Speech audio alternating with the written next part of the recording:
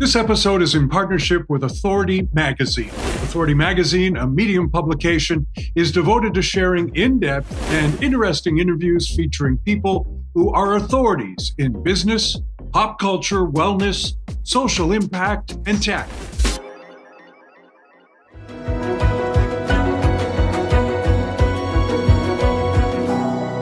People take many different paths when it comes to serving others, and today's guest, Scott Curran, is no different. As a young ambitious Chicago lawyer, Scott soon found his way to philanthropy, eventually working with the Clinton Foundation. He's now assisting others worldwide to develop their own strategies. But as well, we'll hear I have a little secret up my sleeve about something else Scott has done that is also truly amazing. Well, Scott Curran, welcome to Believe in People. Thanks for having me. I couldn't be more excited to be with you, and it's nice to see you again, Kevin. Listen, I guess I want to first start out by saying, is there a world of serving others that I am not really aware of? And is it sometimes difficult to organize people in order to do that, to maximize the benefit? I started shaking my head, yes, that there's a world of serving people before I heard the rest of it, because yes, it's all around us all the time. 24/7, 365, if we can look through the right lens. And I don't think this is just my well-caffeinated enthusiasm. I think it is based on a lifetime of experience, both professionally and personally. And I'm looking forward to unpacking that further. But yes, I'm an enthusiastic yes to, is there a world of people serving? And I actually think it's 24/7, 365 all around us. Well, actually, to that point, Scott, you wrote, I imagine a world in which every individual and organization has everything they need to do more good better, every day in every way in their life and work, to leave the world better than they found it. What the heck inspired you to take this route and to believe in that? We can only connect the dots looking backwards. And so it's easy to do that at this point, but I've seen it in the work I've been super proud to do. I've had this unlikely career of, going straight from undergrad to law school, practicing corporate law at 24, making a huge life pivot 5 years later without any clear plan or destination for that. And it all ties beautifully together since then. And I think that if you look in life, I break it down by life and work. So in our personal lives, there's people serving all around us. One of my earliest is seeing my parents. And then, I remember distinctly after the events of 9/11, Mr. Rogers offering the advice to parents, and I think the adults all around the world to help kids look for the helpers. There's always somebody around us helping, even in the hardest of circumstances. So I feel like from an early age, I saw it in my own home. I was very fortunate to have that example at home, but I think you can see it all around us. And then in my work, I can't stop finding people trying to do good, trying to help. And then those who are already doing good are trying to do more good. And those who are doing more good are trying to figure out ways to do it better. And it's this continual virtuous cycle. And I have a hard time finding any industry, any profession, any person who is not on this journey. And so as I look backwards and connect those dots, I see it everywhere. And I've seen it in my actual work and what I do day to day, for a living, but also what I have coming up next, which I have no plans to promote on this podcast, but I am working on a book. It's still probably a year or two away. I'll come back when that's done, but it's about this. It's about that everywhere we turn, if and when we're looking for it, we will find concrete, tangible examples, not only of what others are doing, but how their example can inspire us to do the same in ways that are both big and small in our life and in our work. So your organization is called Beyond Advisors? Correct. BeyondAdvisors.com for those who have a pencil in their hand or whatever. A pencil? What's that, Kev? Yes, exactly. That's my life. But I guess I want to harken back to the first question, and that is what you are doing connecting those dots in terms of finding the people, finding the helpers, and connecting them with folks who may need the help? Is that a big bureaucratic thing? I mean, are people afraid to come forward and say, I'd like to help? And are No, people afraid to come forward and say, I need help? I I don't know think where to go. some people might be shy, but I don't think people, I think people in the business of doing good, and again, I think we all are, to varying degrees on different parts of that spectrum, maybe a little sheepish about not knowing what they don't know. But I want to give anybody who has that sort of imposter syndrome saying, I feel this way, I want to do good, but I'm not sure if I'm doing it right, or I'm not sure what to do next.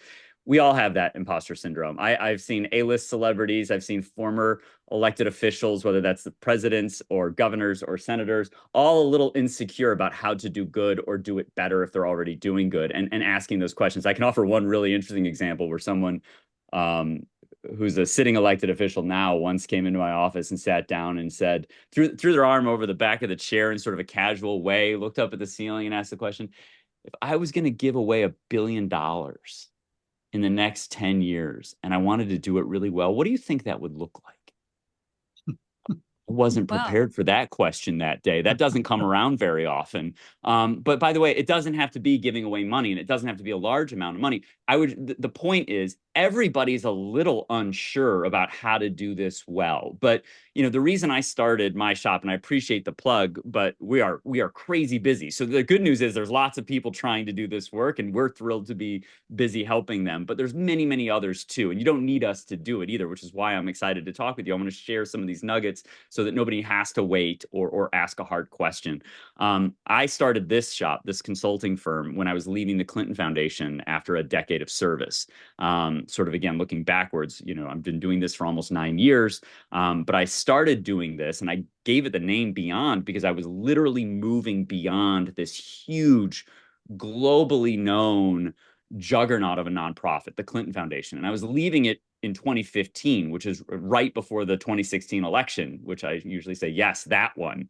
So it was very scrutinized. It was very much in the news. It had been politicized and sort of turned into this political football, which is part of why I was trying to leave. I'm like, I came for the philanthropy. I came for the do-gooding part of this. I didn't come for the palace intrigue or the drama or any of the politics that was in another adjacent orbit. And when I was leaving, I thought, how do I take this and help others do the same thing if they don't have a big name, if they don't have big partners, if they don't have a big foundation? And that was the goal, was to move beyond that platform.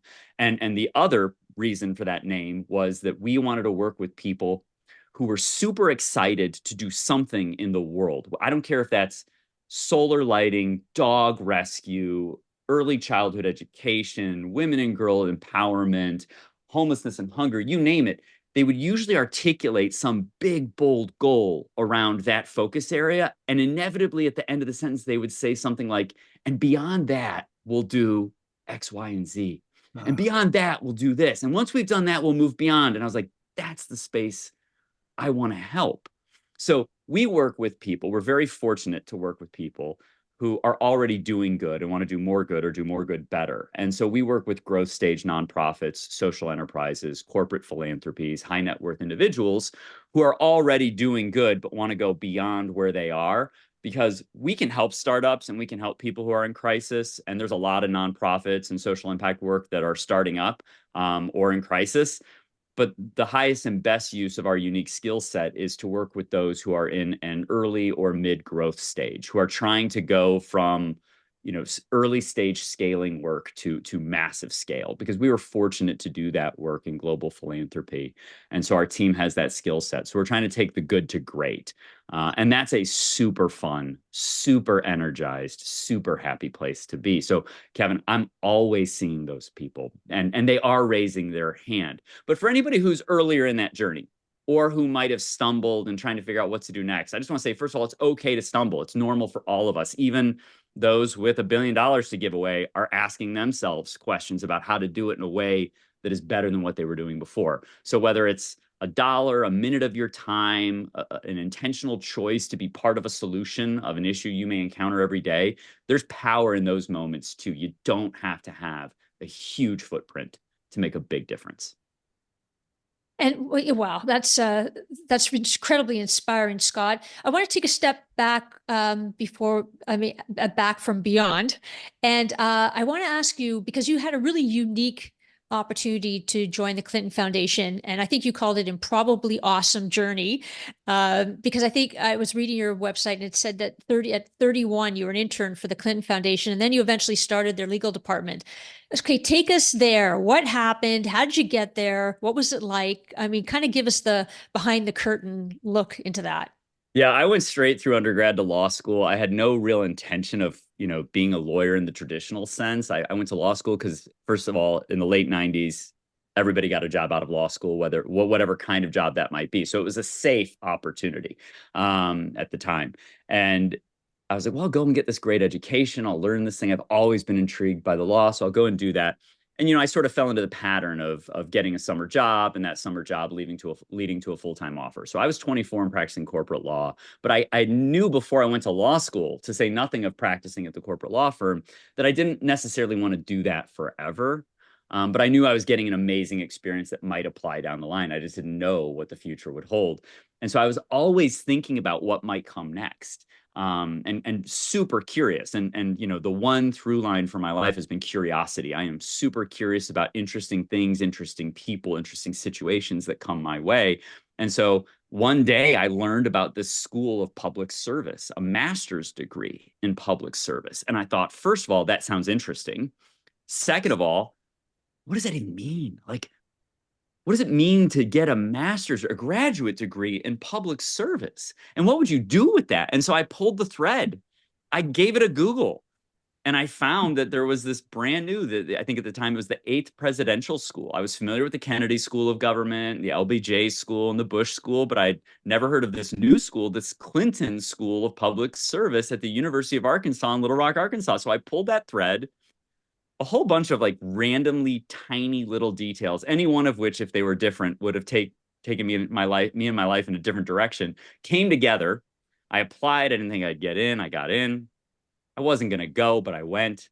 And then I got this master. I was in the inaugural class of the University of Arkansas Clinton School of Public Service at the age of 29, 30.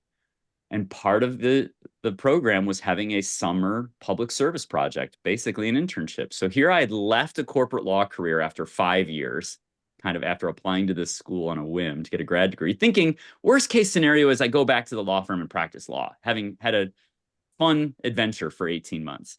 But I went to Arkansas, had this amazing educational experience, wound up having another summer internship that led to another opportunity. And so I was a 31-year-old fifth-year corporate lawyer, but I was an intern in the Harlem offices of the brand new Clinton Foundation that was just bursting with potential and opportunity. Most of the other interns, there were like 35 of us there that summer. Most of them were, 17, 18, 19 years old. And here I was with a couple other people like me. I was with an Air Force veteran who's a Goldman Sachs veteran as well. And we were working together at a card table that was set up in our boss's office, just squirreling away and working for the summer. He's still one of my dearest friends today. He's in the C-suite at Chobani. He's having an amazing career of his own. We've come a long way. But that was how I wound up with that internship. And then that internship led to a 1-year fellowship. And during that 1-year fellowship, the then CEO of the Clinton Foundation, walked past my office, and he sort of backtracked into the doorway and he said, "Wait a minute, you're a lawyer. Could you read this and tell me what you think?" And I said, "Sure." And that was the day I say we accidentally started the legal department at the Clinton Foundation. 10 years later, I left as general counsel with a team of 16 people working in-house and about a dozen of the biggest law firms in the world supporting our work that involved 4,000 staff members and volunteers working in 40 countries and 35 US states. It was a heady time in global philanthropy, the early 2000s to 2010s.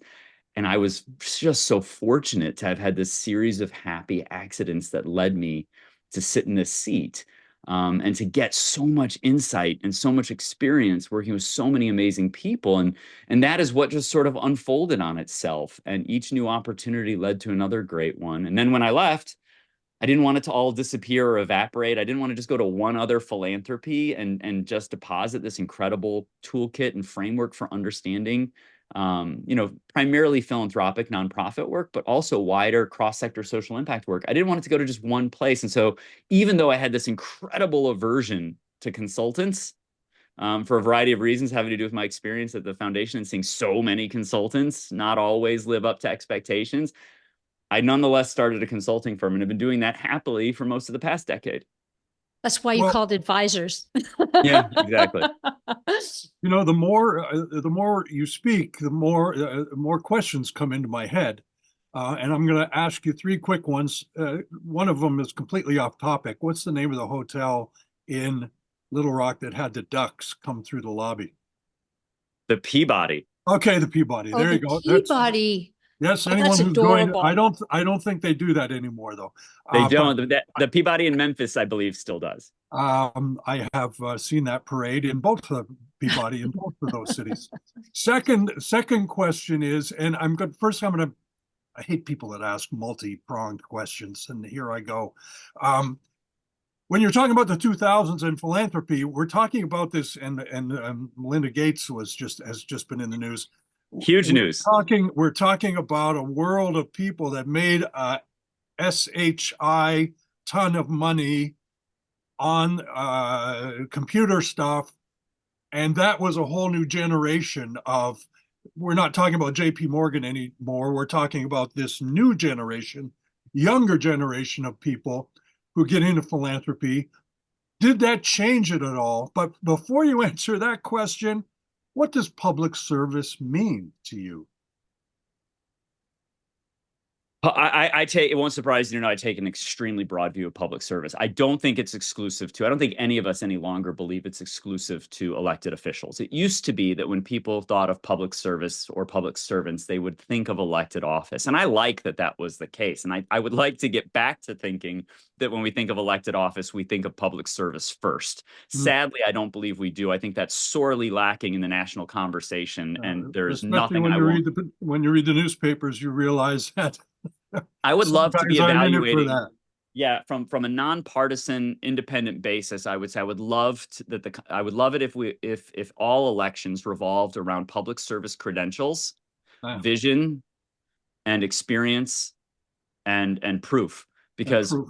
yeah, I would love to, like, I don't want to hear people fighting with each other because they're angry or in partisan conflict. I want to hear what your vision is for representing all people, because even though the road up to elected office may be partisan and may have to appeal to a base, once you're in, you represent everyone without question, without fail. And I think it's okay, if we're talking about the world of public service, to hold our public servants accountable to that truth. And for some reason, the national dialogue seems to have given a pass to that stark reality. Like, I don't want to take partisan shots at anybody. I'll work with anyone who's interested in serving all of their constituents. Hmm. But when I see governors of certain states go to battle with big brands or what they might sloppy and conveniently, but in my view, inappropriately label, anything, but whether it's woke or cancel or any other sort of, culture war term, that's convenient and easy to score points with a base. It's not good for service, because what about the people in your state or the communities you serve who identify with the issue you want to be in battle with a company about? Like, if you're mad at your own people, they're not going to be, and if you're angry and battling a culture war against the people in your own state, they're not going to have a lot of faith in you, and you can't be serving all people. So to me, there's some serious service failures and problems with elected office, but I don't define public service as only elected office. I think every person in every sector has a role to play in public service. And I think, corporations have woken up to this a long time ago. I mean, the Business Roundtable and Jamie Dimon, when, he put a stake in the ground well over, I think now, a decade ago, he said, we need to not only focus on shareholder capitalism, we need to focus on stakeholder capitalism and what's involved in our supply chains and what our business and our actions mean for the people who work in our businesses, that help us make and help us make for our shareholders a return on investment.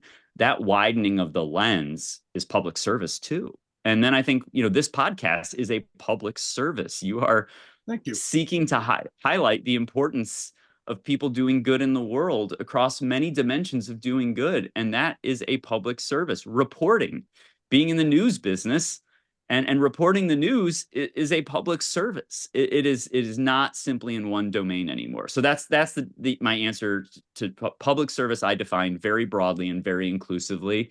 And I would be hard pressed to find a person in industry or any situation for that matter that doesn't involve some aspect of service. I think humans are hardwired for it. And so I think we can find it everywhere we find a person. And what was that Scott, third question? oh yeah, what Forget was the third one. I'll ask in a bit. Amy, go. Oh no, I remember it. It was the rise to prominence of modern philanthropists. So Oh. yes, there were a lot of people in the early 2000s who came into extraordinary wealth through the tech boom. And yes, that applies to the Gates Foundation and to the Chan Zuckerberg Initiative and to Laurene Powell Jobs Emerson Collective, almost all of whom I think I've worked with in some capacity or another in the past 20 years and are inspiring and amazing. I would say it's not only the tech boom that's responsible for that. Early on in the 2000s, we saw Lance Armstrong and the Livestrong organization, which rallied incredible support, attention, awareness, and resources to cancer. And we were all wearing those yellow wristbands proudly and with deep personal connections. What I found fascinating about that new wave, that golden age of modern philanthropy, is that these were all people who rose to prominence doing something other than what they were pivoting their attention towards. So we had former elected officials who were creating boundary busting foundations, former athletes or current athletes who were creating nonprofits or foundations or partnering with other organizations who are using their platform and their profile for purpose. And yes, tech titans who are taking many of their incredible resources, whether that's their own personal financial resources or their businesses, and devoting both to doing good while doing well. And that was that decade, 2 decade, just juggernaut that you couldn't turn one way or the other without seeing someone like that taking their profile, their platform, and their passion and devoting it to purpose. And that was an amazing time to be in the middle of that work, much less at a big name, big brand. And Scott, in the work that you do, so I'm curious because I mean, it's philanthropic. You are helping a lot of people. What frustrates you? What are the challenges? The inefficiency of some of the framework upon which it's built, and I can explain what that means with detail. There's just under 2 million nonprofits alone in the United States, and nonprofits, just by definition and by legal requirement, have to be serving a charitable purpose, a social good, right? So there's just under 2 million of those.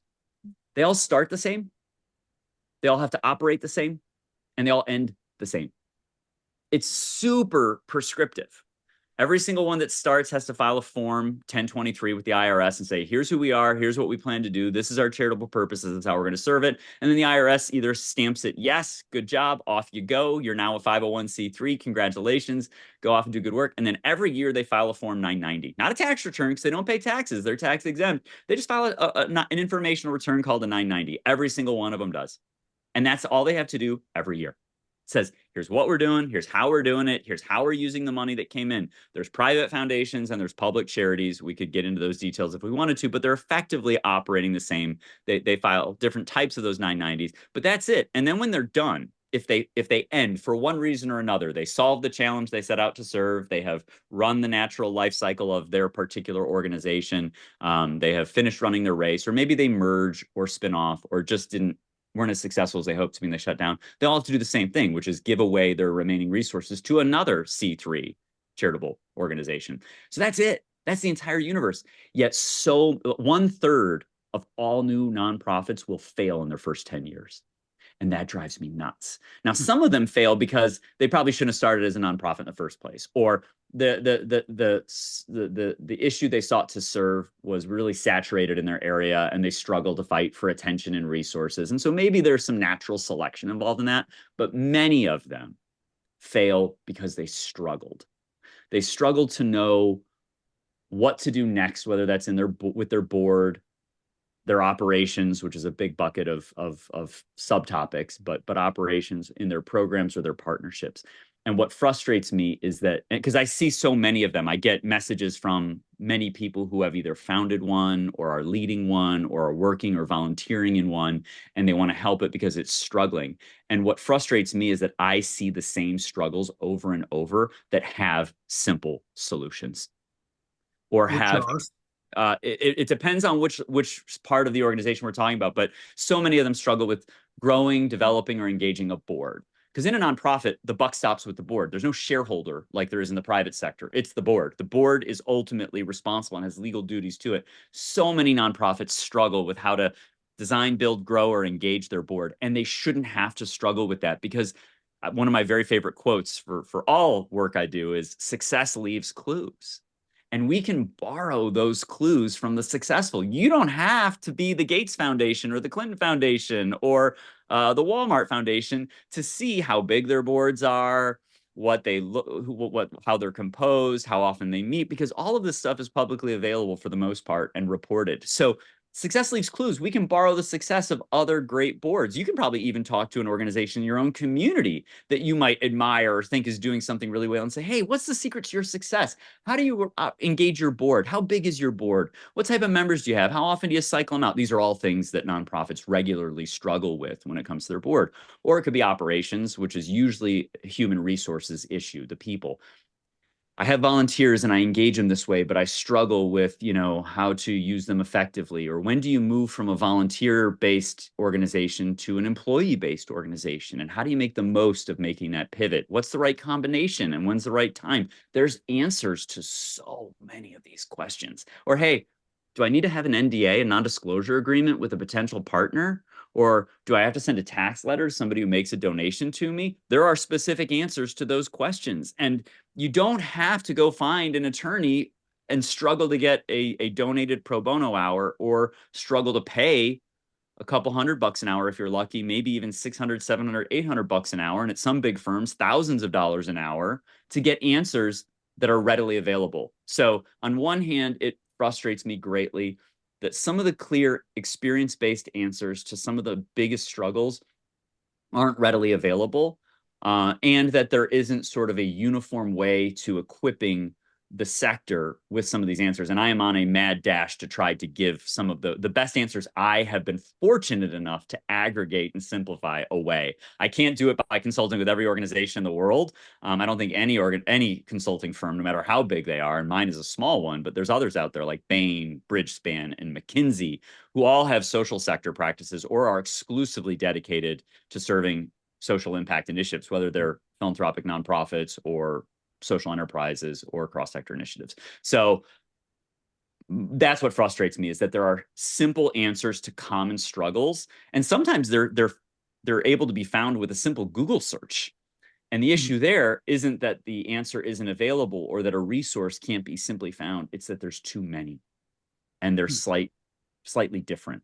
And in that situation, that means that there's confusion and overwhelm about which advice to follow, which document to use, which answer applies best to your organization. And that is my goal, is to take those types of solutions to scale so that no nonprofit or social impact work fails to thrive, much less survive, because they lack access to a framework for understanding what to do and in what order, or the resources to be able to do it. And so that is ultimately what is behind this book I'm working on, which again isn't yet fully written, and is not ready to be promoted or sold. But I'll come back if you'll have me when that's ready. But that is my goal, is to give that framework and toolkit away and say, here, if you're struggling with any or all of this, take it. It's not mine to keep. I didn't create it. I helped curate it and simplify it. But now I want to give it away the same way people who've made, billions of dollars want to give that away for good. There's assets and resources that exist in this world that should be in the hands of those trying to do good.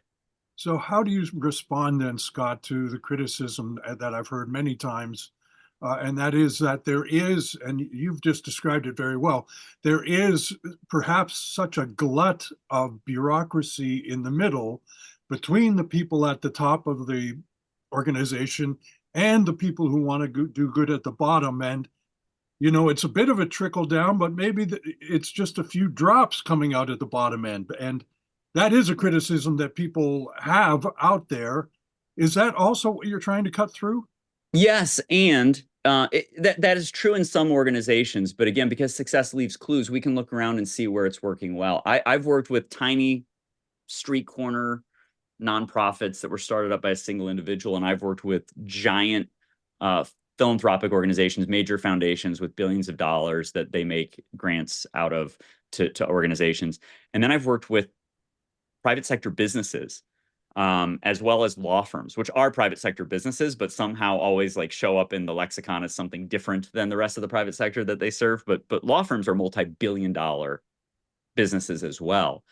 And what I have found is that if they start with this simple first step, it breaks down a lot of the barriers and bureaucracy and provides instant connection from the top to the bottom and everywhere in between, which is, what are we already doing well when it comes to doing good?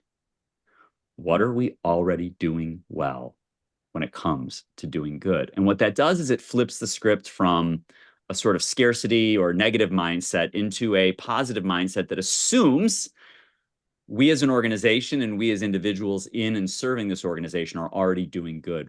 Let's explore what that looks like. And I have never found one. And again, maybe it's because I serve the people who are already doing good, but I even found a law firm that's like, we know we do pro bono and we support this and we do that over there, we do this, but we actually took the extra beat and got the right people in the room and very quickly identified this incredible global social impact footprint that spanned what each of the individuals does, whether those were attorneys or non-billing staff members, whether it was geographically based offices in LA, Chicago, London, Atlanta, and what those offices were doing, what the people in those unique geographic locations were doing, whether it was in the building, whether it's recycling or service days or choosing an office building that was, eco-friendly and reducing the carbon footprint. Then, and all of that first step analysis was just what each of those individuals were doing on their own or in their locations. And then that all laddered up to what the firm was doing. And it told this story about how this firm shows up with a culture and an ethos of doing good. And then I said, oh my gosh, this is amazing. Well, great job. High five. Let's pause that one for now. Tell me how you help your clients do good. And that created an entire new lane, like a 5-lane highway. They had clients that by their design were doing good in the world, businesses that show up to solve a serious problem facing humanity on its own. And then others that maybe have a bad rap on the other end of the spectrum, right? Energy companies, oil companies, etc., that were doing all kinds of amazing and innovative good. This was just a single law firm, a big bureaucratic, multi-billion-dollar organization, international footprint, lots of offices. We're so big, we're so diverse. How could we possibly have a single, approach to doing good?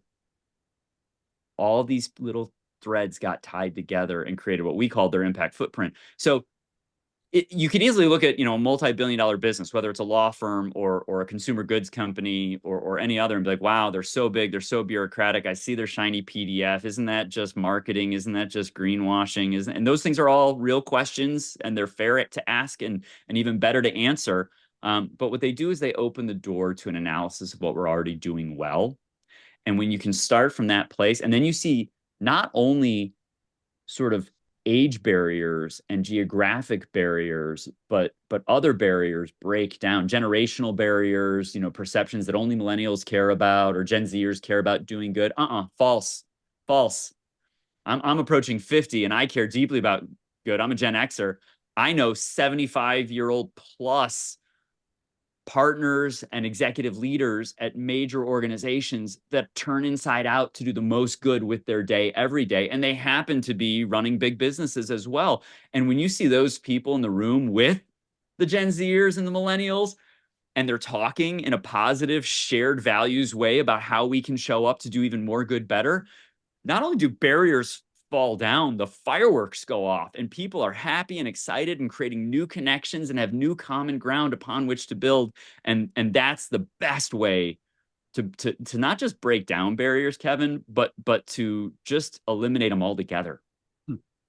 Well, Scott, I have to say that I'm inspired just hearing you, and I really appreciate the fact that people want to do good or more good better. I think that's wonderful. And I know that we're running out of time and we want to ask you a last question. But before we do that, because I want to get to this, in the intro, Kevin said that he had a little secret up his sleeve that he wants to share about you. So Kevin, what is that secret? Well, for those who are actually watching, Scott has a little logo of a dog on his polo shirt. I'm not going to advertise the polo shirt, but um, I met you a few years ago, and I found something. I mean, we've been listening to you talk for half an hour, okay, and you talk very well about what you do, and we're all very impressed. But I want to know something, or I want others to know a little something about the kind of guy that you are, and so that you're let them know that you're like walking the walk when you talk the talk, and that is tell the folks at home about your family's dog, Angel. Angel is our second blind and deaf dog. And Kevin and NBC News was kind enough to do a story on a wonderful nonprofit organization called Pilots and Paws that transports, uses volunteer pilots with their own planes to transport rescue dogs all over the country, 24/7, 365. There's a pilot somewhere either flying or getting ready to fly a dog in need.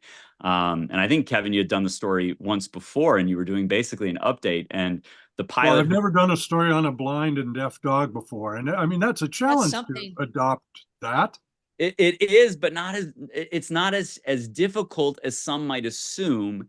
And it's so rewarding in ways that go far beyond a just having a rescue. And just having a rescue, a sort of normally abled dog, which we also have a normally abled rescue dog from Tennessee named Melly. But Angel came to us from Oklahoma, and we actually found out about her through the Facebook page for our previous blind and deaf dog, who we only started that Facebook page to keep in touch with her original rescuers down in Texas. But Pilots and Paws had flown that dog to us.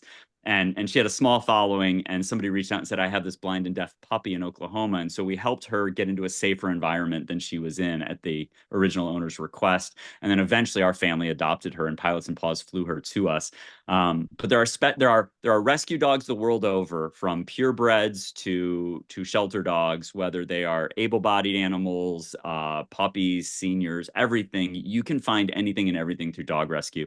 We have a soft spot for special needs animals in our home because they often are last to be adopted. If they're adopted at all, they're often the first to be euthanized. And so we are just a rescue dog family, and we are agnostic to the need, but we have a soft spot for the special needs ones. And Kevin was kind enough to cover Angel as an example of one of the dogs Pilots and Paws has flown to us. And we are better because Angel is in our lives.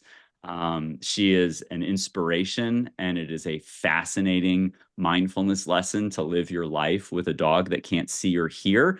And so I often think this is every time I'm with Angel, and she's incredibly able-bodied. She takes herself in and out all on her own. She has every step memorized. But we do go for walks, and every time I catch a squirrel running across a fence or the street or in front of us, I realize she doesn't know what that is. So I take a moment. I use those as mindfulness moments to take a moment and see the squirrel for her, and then think about what she is seeing in her mind or experiencing in her life. So it is as enriching and rewarding for us as we hope her being part of our family is for her. Hmm. Wow. Well, first of all, thank you so. Now we know why you believe. We usually at the end of our conversation, we ask our guests why do they believe in people, but you are actually showing the world why you believe in people and doing so much good. What do good, more good, better. So that's wonderful, and we really appreciate your time, Scott. Thank you so much for being a guest on Believe in People. It's my pleasure. And thank you for believing in people enough to do this podcast and to open up this kind of conversation so that not only people get to tell their story and hopefully provide some clues for success to others, but to remind everyone that it's okay to want to believe in each other. And in fact, I think it's the most important thing any of us can do. So thank you for your leadership and for this podcast. Thank Thanks, you, Scott. Scott. Kevin, thank you for sharing this secret, because it really, what it does, it reinforces what Scott believes in. He, as you said, he walks the talk, and it's walks the walk and talks the talk. And I think that that's what's so empowering and important about Scott. Well, and just before we go, I just like to say that he reiterates over and over again that you don't have to be a big ginormous corporation or a big ginormous public figure. You know, one of the first things I learned in Cubs, Boy Scouts, is if you help somebody do a good deed every day, if you do a good deed every day, you're doing your bit, and it's just as valuable, no matter how small it is. We're doing our little bit every week, and if you like it, please subscribe to Believe in People, and we'll see you again. Thank you. Thank you.